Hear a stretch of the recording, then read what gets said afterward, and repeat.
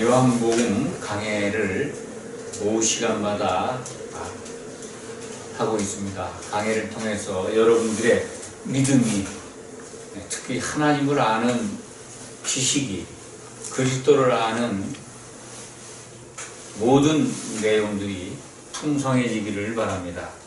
요한복음 1장에 기록되어 있는 것을 지난 시간들 통해서 우리가 살펴본 것을 조금 잠깐 복습을 한다면, 요한복음서의 특징이라고 하면은 그리스도에 대한 아주 구체적인 증거입니다. 1장 1절에 로고스가 계셨다. 그렇죠? 로고스. 하나님의 논리가 계셨다. 그 논리가 하나님이셨다. 그렇다면 예수 그리스도는 하나님이시라는 선언이죠. 왜냐하면 그 로고스가 육신이 돼서 이 땅에 오셨다라고 증거하고 있기 때문에 하나님이 오셨다 하는 것을 우리가 알 수가 있습니다.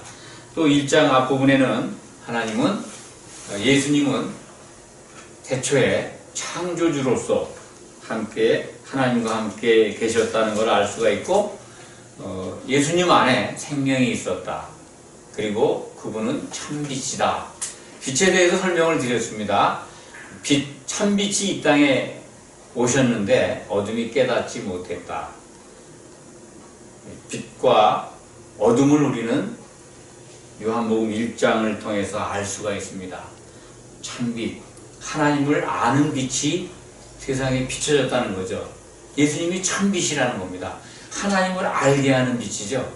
그 빛을 보면 하나님을 알 수 있는데 그 빛을 바라보지 않아서 어둠이 깨닫지 못했다라고 사도 요한은 기록하고 있습니다. 하나님을 아는 것이 그러니까 빛인 것입니다. 하나님을 모르는 것이 어둠인 상태고, 빛과 어둠을 아주 선명하게 여러분들 생각 속에 저장하시기 바랍니다. 내가 빛에 있는가? 예수님을 통해서 그분은 참빛을 보여주시는 분인데, 그분 자체가 참빛인데 나는 예수님을 통해서 하나님을 알고 있는가? 당연히 알고 있는 분들이니까 이 성도로 지금 우리와 함께 예배를 보고 있습니다. 어둠은 하나님을 모르는 것이다. 참빛이 왔는데도 그것을 바라보지 않으니까, 예수님께 오지 않으니까 어둠 속에 있다고 하는 것입니다. 그래서 영접하는 자들은 하나님의 아들들이 되는 권세를 주셨다. 영접하는 자, 곧 하나님의 아들로 오신 말씀, 로고스가 육신이 돼서 이 땅에 오신 예수님을 받아들이고 그분을 믿는 자들에게는 하나님의 아들들이 되는 권세를 주셨죠. 하나님의 이 말씀이 육신이 돼서 오신 예수님, 그분이 독생자로 오셨지만 죽고 부활하셔서 하나님의 맏아들, 장자, 처음 나신 분, 그렇게 성경은 기록을 하죠. 맏아들이 되신 그분을 믿는 것, 그 안에서 우리는 하나님의 아들들로 우리가 하나님의 아들들, 하나님의 자녀되는 특권을 받았다라고 하는 것이 요한복음 1장의 증거입니다. 또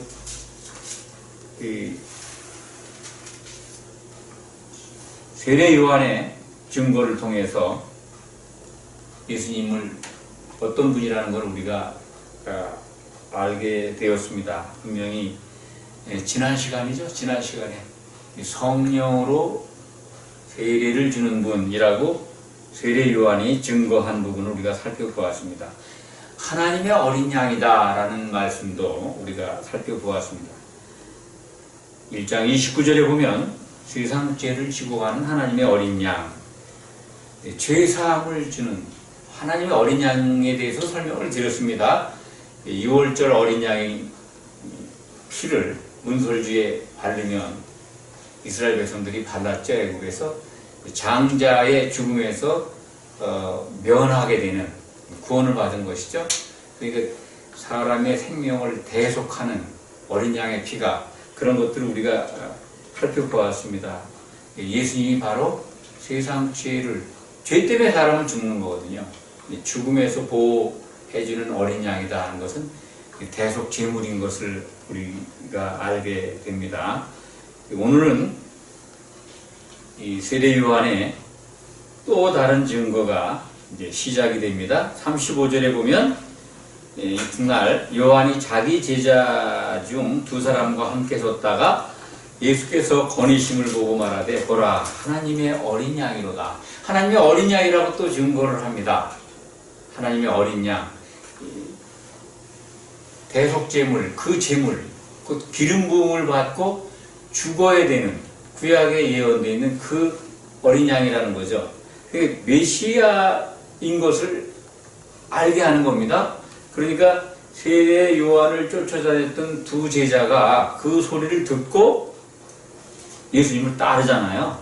37절 이하에 보면은 사도 요한은 자기 자신을 이 요한복음서에서 자기를 등장시키지는 않습니다. 이게 내가 기록자다, 뭐 요한이 자기 자신이 이걸 기록했다 그런 표현을 직접적으로 쓰지는 않습니다. 근데 여기에 보면 두 제자라고 나오잖아요. 두 제자가 이 세례 요한을 따라다녔던 제자 둘이 같이 있다가 세례 요한이 예수님을 증거하는 소리를 들었어요.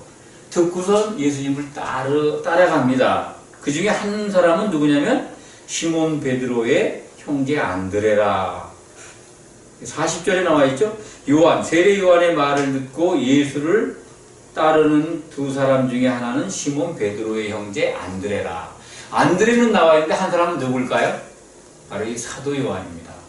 자기 자신은 표현 안 했지만은, 그러니까 사도 요한이나 시몬 베드로 또는 시몬 베드로의 형제 안드레는 이 세례 요한을 내 제자였던 게 분명합니다. 예수님이 요한의 아들 시몬아라고 하는 말씀을 요한복음 끝에 가면 이제 베드로를 부를 때 요한의 아들 시몬아 이렇게 부릅니다. 그게 뭐냐면 여기도 나오죠. 42절에 나오죠. 요한의 아들 시몬. 보십시오. 42절에 예수께서 보시고 이르되 내가 요한의 아들 시몬이니 장차 게바라 하리라. 안드레가 자기 형을 데리고 오니까 그 시몬에게 하신 말씀이에요. 요한의 아들, 그게 이제 아들이 아닙니다. 제자라는 뜻입니다. 요한. 세례 요한의 제자 시몬이니 장차 너는 게바라, 베드로라. 이게 돌멩이다, 돌조각이다. 돌멩이라는 거죠. 반석하고는 구분되어 있는 단어입니다. 헬라 말로 이제 페트로스라고 한다고 그럽니다. 이제 반석은 페트라.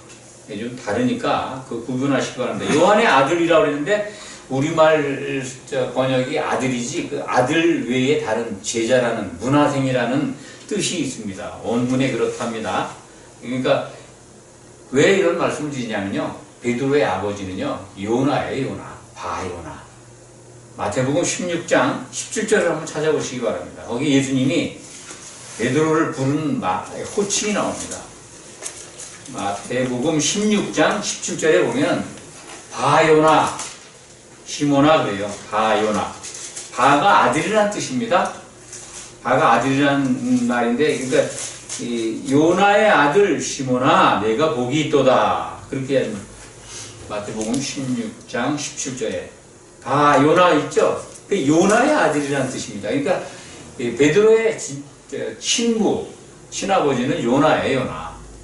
여기 나오는 요한의 아들, 그거는 예수님이 뭐 착각하신 것이 아니라 요한의 제자 시몬아, 그런 얘기입니다. 그러니까 베드로나 시몬 베드로나 사도 요한이나 또 안드레 이 사람들은 요한을 따라다녔던 것 같아요. 요한의 제자가 되어 있습니다.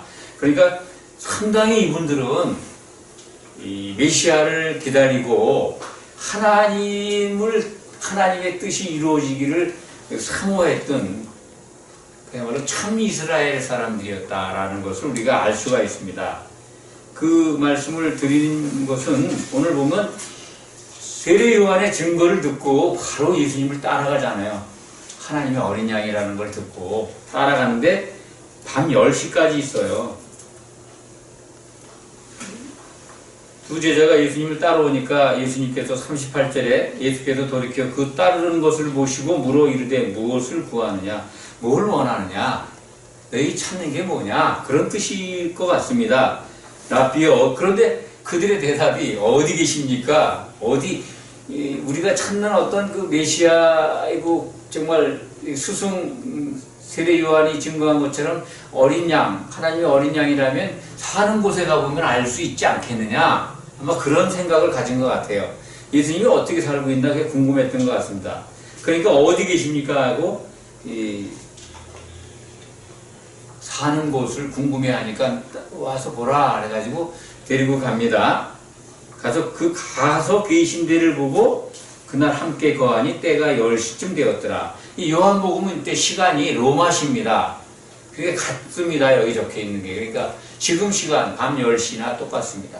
다른 복음서는 그 당시에는 이제 유대 시간이죠. 근데 요한복음은 혼돈하지 마시기 바랍니다.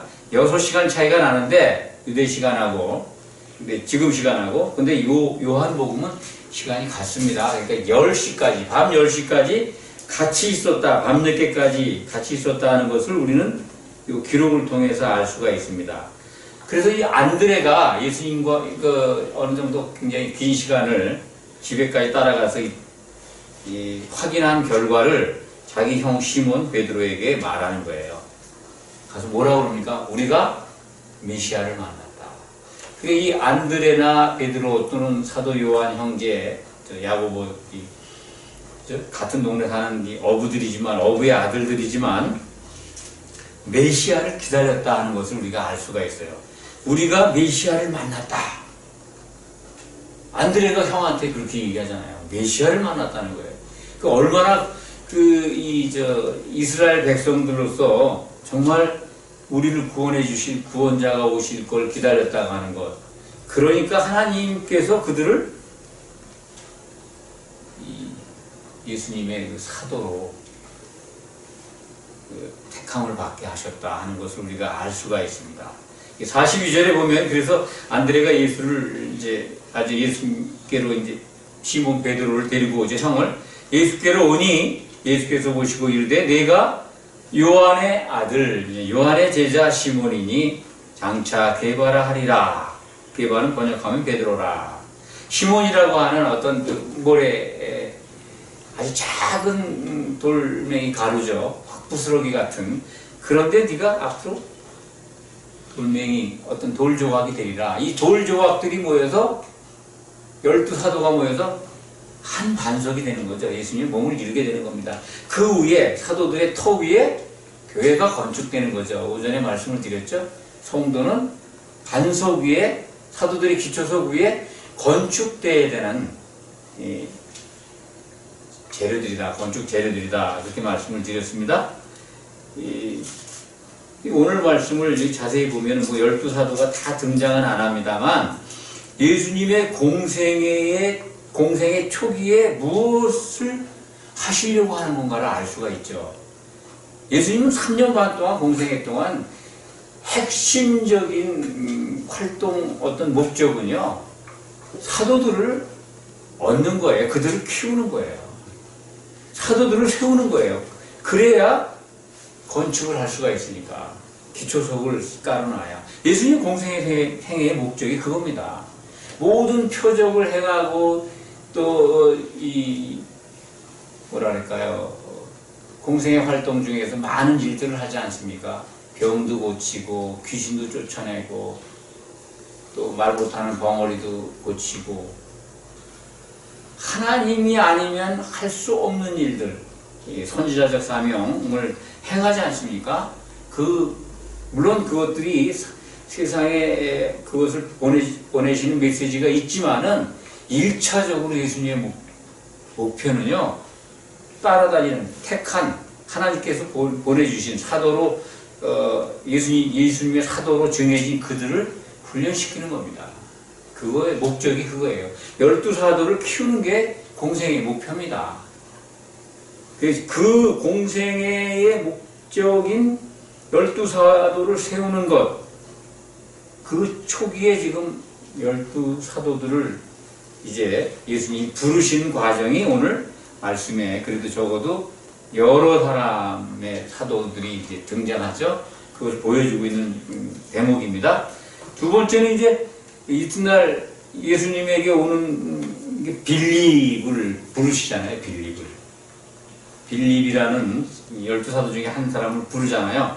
그 빌립을 통해서 나다나엘이라는 갈릴리 어부 출신이 아닌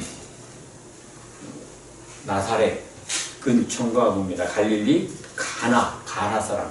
2장에 가면 이제 가나 혼인잔치가 등장하는데 그 가나 지역의 나다나엘, 이 나다나엘만 가만히 보면 어부 출신이 아니에요. 나다나엘이 이제 가나 출신이라는 게 어디 나오냐면 요한복음 21장 가면 나옵니다. 21장에 가면 나다나엘은 갈릴리 가나 사람이 농부 출신입니다. 유일하게. 이 나다나엘, 이제 공간복음이라고 하는 데서는 나다나엘이 바돌로메로 기록이 되어 있습니다. 돌로메의 아들이라는 건데, 밭농사 짓는 농사꾼의 아들, 뭐 그런 뜻이랍니다. 바돌로메가 나다나엘로 요한복음이 기록되어 있는 거 보면, 나다나엘이라고 이 이름이 하나님의 은혜, 하나님의 선물이라는 뜻이랍니다. 나다나엘, 하나님의 선물. 그러니까 예수님이 지어주신 이름이 아닌가. 바돌로메의 이름을 나다나엘로 바꿔주신 거 아닌가. 그렇게 우리가 추측을 해봅니다.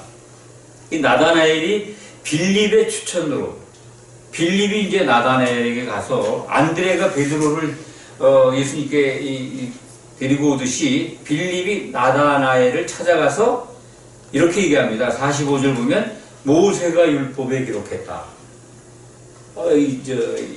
그 선지자일 겁니다. 모세가 율법에 기록되어 있는 신명기 18장 18절 나와 같은 선지자를 하나님이 보내신다 그러죠. 모세와 같은 우리가 선지자 또 여러 선지자들이 기록한 그 일을 만났는데 그게 바로 요셉의 아들 나사렛 예수라라고 빌립이 얘기하니까 나다나엘의 그 대답을 통해서 우리는 굉장히 많은 걸 알 수가 있습니다. 나다나엘이 46절 이르되 나사렛에서 무슨 선한 것이 날 수 있느냐. 나사렛에서 선한 것이, 그러니까 선지자나 무슨 메시아가 날 수 있느냐 그런 얘기입니다. 그러면 나다나엘을 한번 우리가 생각을 해보죠. 이분이 성경을, 빌립도 그렇고 성경을 많이 읽은 것 같습니다. 잘 아는 모세 율법에 기록되어 있는 선지자. 그러니까 나다나엘은 답이 뭡니까? 나사렛에서는 메시아가 태어나지 않아. 구약 성경을 아는 거죠.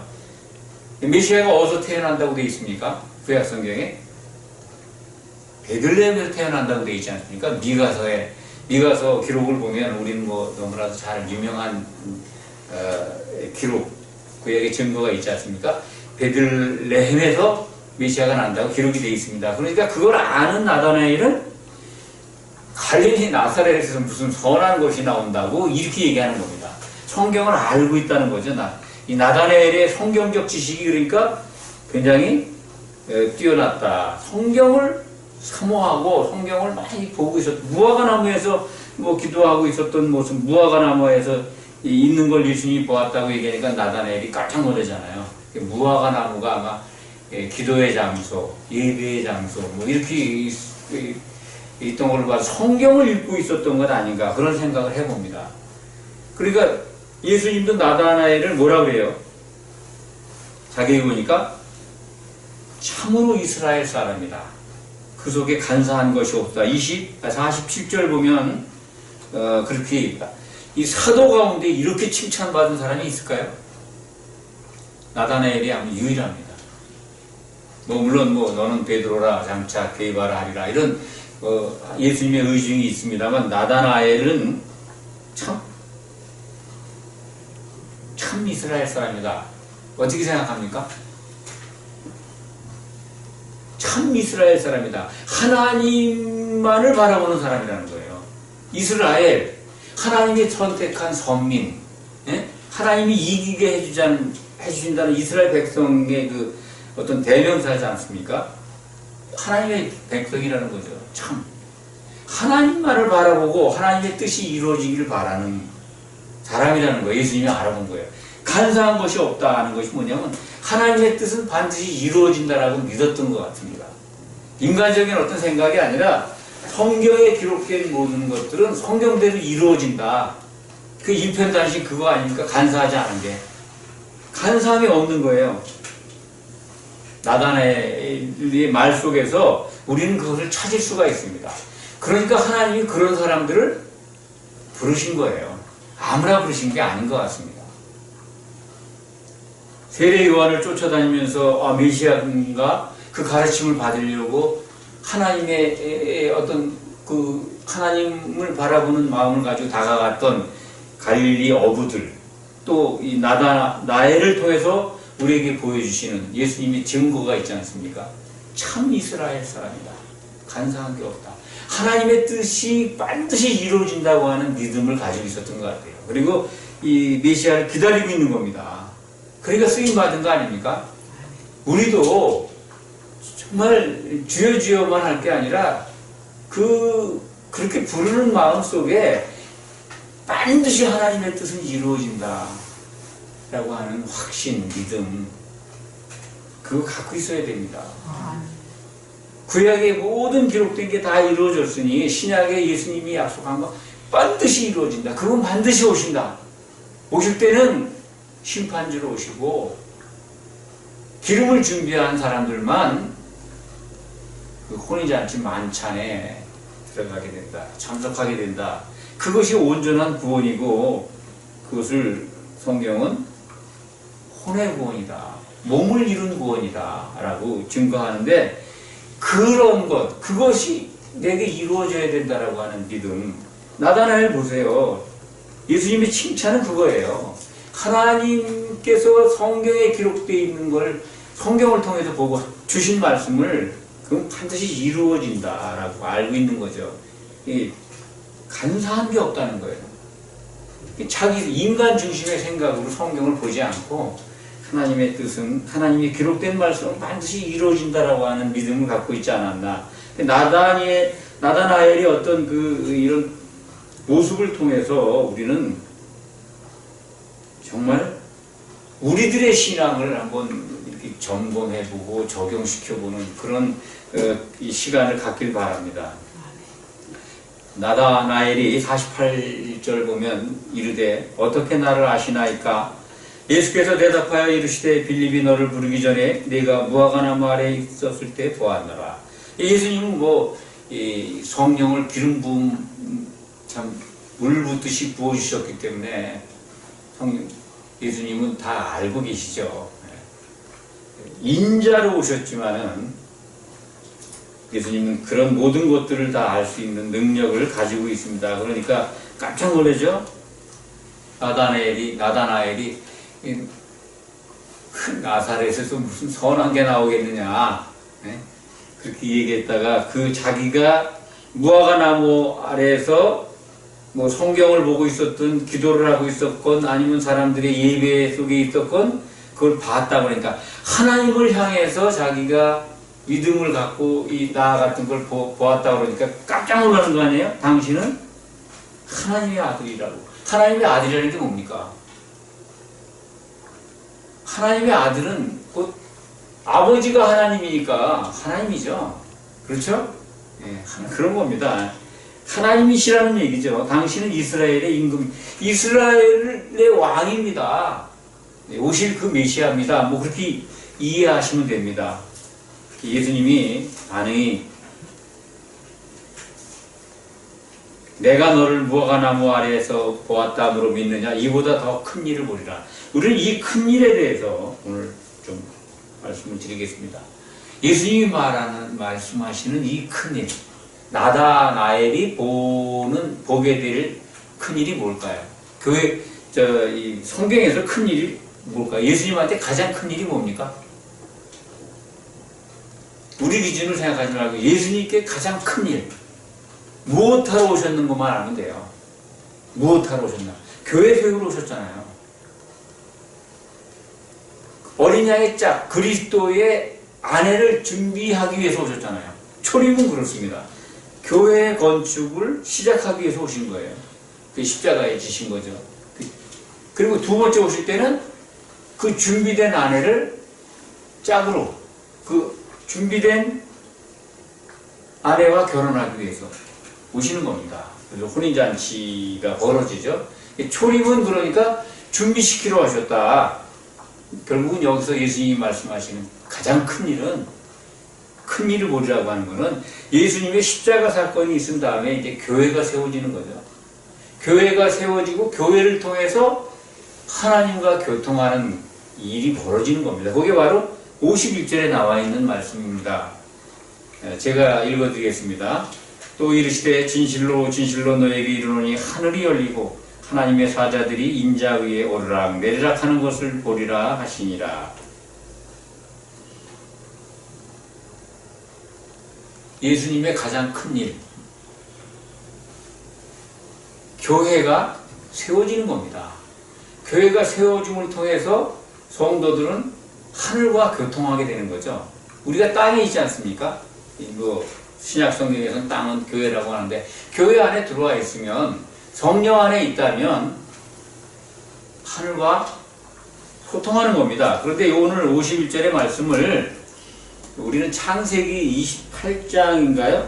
창세기 28장 10절에서 11절에 기록되어 있습니다. 제가 읽어드릴게요. 그게 야곱이 형 에서를 피해서 도망가다가 베델에서 자죠. 베델에서 이제 돌베개라고 자는데 그때 뭘 봅니까?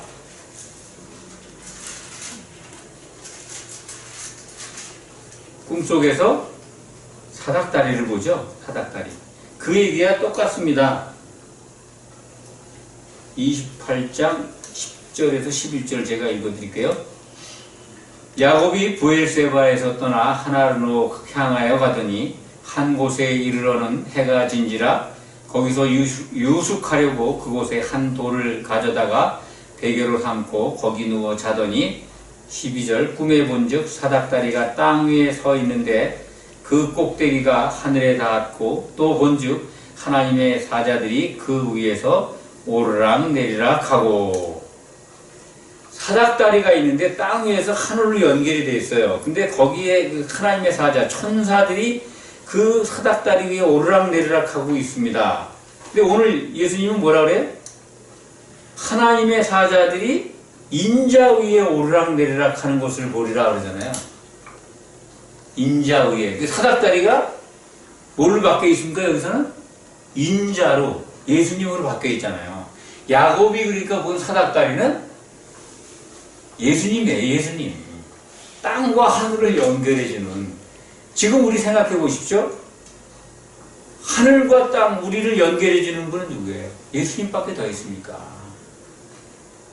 지금 교회가 세워져서 이 그리스도 안에 성령을 보내주셔서 성령 안에서 소통하고 있지 않습니까? 그것을 보리라 하신 거예요. 정말 이 땅에 사는 우리가 하나님과 소통할 수 있는, 그러니까 인자가 사다리가 되어서, 사닥다리가 되어서 오르락 내리락 하는 걸 보리라. 하늘과 땅을 연결해 주는 분은 예수님 뿐입니다. 예수님이 죽고 부활하셔서 성령을 우리에게 보내주셨고 이것이 이루어지는 거죠. 하늘이 열리고 하나님의 사자들이 인자 위에 오르락 내리락 하는 것을 보리라. 우리는 이렇게 성경을 보면 구약의 야곱이 꿈꾸었던 것, 그 베델에서 돌베개 자고 잔 거 아닙니까? 그래서 찬송가 338장인가요? 예. 그 찬송 아주 4주를 가까이 하게 하면 그 찬송에 나오는 가사, 그것이 창세기 28장 10절에서 12절 말씀 사이에 있는 겁니다. 그때 야곱이 본 사닥다리, 그것이 바로 신약에서 구체적으로 나타나신 거예요. 그분이 예수님이라는 겁니다. 요한복음 2장 51절을 통해서 우리는 확인하는 거예요. 땅과 하늘, 우리들과 하나님과의 그 사닥다리가 되신 예수님. 우리가 이제 하나님께 갈 수 있는 길을 열어주신 거죠. 인자가 바로 뭡니까? 하나님께로 가는 길을 열어주신 사닥다리라는 거예요. 그게 하나님께로 갈 수 있게 된 거야. 이것을 네가 보리라. 가장 큰 일이죠. 교회가 세워지는 일이 일어날 것이다. 나다나엘, 하나님의 선물이라는 이름을 가진 나다나엘에게 일러주신 겁니다. 이래서 이 나다나엘이 예수님의 제자가 되는 겁니다. 오늘 말씀은 이 공생의 초기에 예수님이 그 초림하셔서 가장 반드시 해야 될 일, 그건 뭡니까? 돌 조각들을, 반석 조각들을 모아서 반석을 이루게 하시고 교회를 세우셔야 하는데, 지금 오늘 말씀은 이 사도들을 부르시는 거죠. 12제자를 이제 다 부르신 다음에 3년 반 동안 이제 공생의 기간 동안에 그들을 양육하십니다. 예수님이 왜 이 사도들을 통해서 이 교회를 세우시게 했을까? 그냥 내가 메시아야. 내가 메시아고 나를 믿으면 다 구원받아. 모든 이스라엘 백성들에게 더 많은 표적을 보여주고 그냥 메시아로 활동을 하고 기적을 보여주고 다 믿게 할 수도 있지 않습니까? 그냥 하나님의 설계도가 아니죠. 하나님의 집을 짓는 설계도는 창세전에 세워졌는데 인간은 죄가 있어서 그 죄 상태로 하나님을 만날 수 있는 방법이 없습니다. 그래서 하나님의 방법으로, 그게 바로 하나님의 지혜라고 그러지 않습니까? 그리스도 안에서 우리를 구원하시려고 계획을 세우신 것.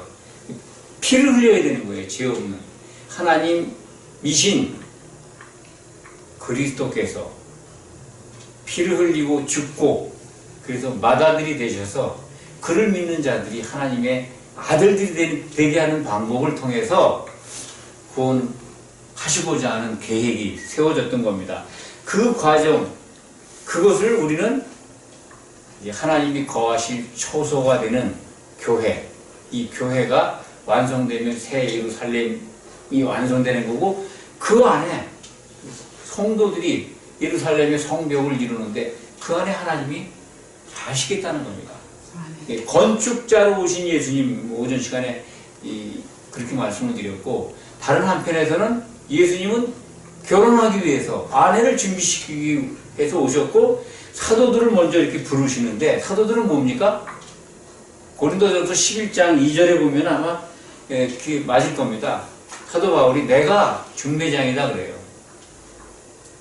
그리스도와 너희 교회를 결혼시키기 위한 중매장이다. 사도들이 그렇습니다. 기초석이 돼서 그 위에 성도들이 주님의 몸으로 세워지게끔 중매한 겁니다. 사도들은 중매장이면서 교회의 기초석이 된 그런 신분을 갖고 있고, 지금도 그들은 신약 성경을 통해서 역사하고 있습니다. 신약 성경을 통해서 세상의 복음이 전파되고 있는 겁니다. 오늘 말씀은 말이죠, 공생의 초기에 예수님이 사도들을 부르시는 과정에서 특별할 것은 요한의 제자들을 통해서 예수님의 사도들이 뭐라 그럴까요? 부름을 받는다. 그렇죠? 안드레와 요한, 그리고 안드레를 통해서 베드로, 또 그 빌립은 예수님이 직접 부르시는 거예요. 지나가다가 빌립을 통해서 나다나엘이 등장합니다. 예수님은 이렇게 준비되어 있는, 하나님께서 예비하신 이 사도들을, 돌멩이들을 불러 모아서 반석을 이루게 하십니다. 오늘 말씀을 정리합니다. 참 이스라엘, 하나님의 뜻이 반드시 이루어지고 하나님만을 소망으로 삼고 있는 믿음의 소유자 나다나엘을 주목하시기 바랍니다. 우리가 오늘 말씀 속에서는 정말 우리의 믿음이 예수를 믿는다고 하면서 신앙생활을 한다고 하면서도 항상 시선은 세상에 가 있다면 그건 참 성경적이지가 않습니다. 참 성도가 아닙니다. 이 예수님의 말씀을 적용한다면 참 이스라엘 사람 나다나엘, 이 시대의 성도가 되려면 참 성도가 돼야죠. 하나님의 뜻은 반드시 이루어진다. 그분이 기뻐하시는 게 뭔가 하는 걸 안다면 교회에 들어와 있다고 예수를 믿는다고 하면서도 눈높이와 모든 욕망들은 세상에 향해 있는 것, 이 땅에서는 모든 것 다 누리고 싶고 그리고 죽은 다음에는 그냥 보장된 구원에 이르는 그걸 바라본다면 그건 곤란합니다. 이 땅에서 성령 안에서 예수님의 생각으로 같아지고 정말 교회로 모인 우리들이 서로 사랑할 수 있는 그러한 상태의 믿음까지 가야 됩니다. 같은 생각을 가져야 됩니다. 예수님과. 예수님의 생각이 뭔가, 예수님의 뜻이 뭔가, 아버지의 뜻이 이루어지는 겁니다. 아버지의 뜻. 아버지의 뜻을 이루기 위해서 와서 죽으신 겁니다. 지금은 그 뜻을 이루어가는 과정에서 우리가 사도들의 기초석 위에 건축되어 가고 있는 성도입니다. 우리는 반드시 예수님의 몸으로 세워져야 합니다. 그래야 혼인잔치에 들어가게 되고 그리고 새 예루살렘 성의 성벽을 이루고 성 안에서 생명나무의 열매를 맺는 성도가 됩니다. 이 놀라운 영광 우리 모두에게 임하기를 축원합니다. 아멘. 기도하겠습니다. 아버지 하나님 감사합니다.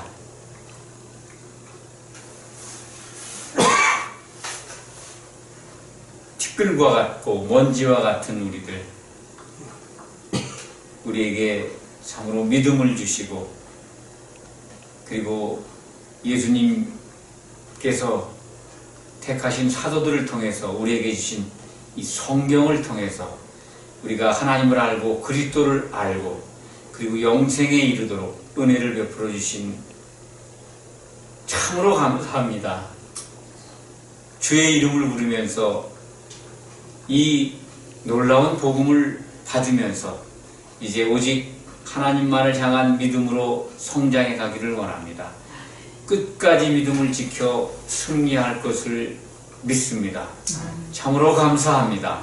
예수 그리스도의 이름으로 간절히 기도하옵나이다. 아멘.